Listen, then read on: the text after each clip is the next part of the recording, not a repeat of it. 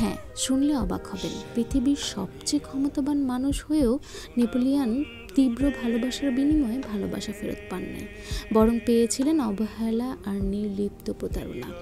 Napoleon যে মেয়েকে পৃথিবীর পুরো সাম্রাজ্য দিয়ে দিতে চেয়েছিলেন, সেই মেয়ে নেপোলিয়নের উদ্দেশ্যে বড় একটা চিঠিও লিখেন নাই।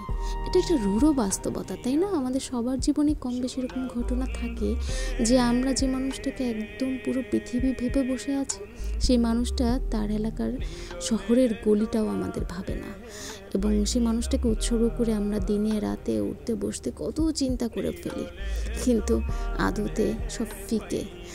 ভেতর ভেতর যারা আমরা আসলে তাদেরকে নিয়ে চিন্তাগুলো করি, দিন শেষে এরাই দেখা যায় অনেক বেশি হতাশ নিয়ে একটা দিনের চেষ্টা করি। আর যারা ওই আমাদেরকে গলি ভাবে, তারা আসলে অনেক শান্তির একটা ঘুম ঘুমাতে পারে। এই তো।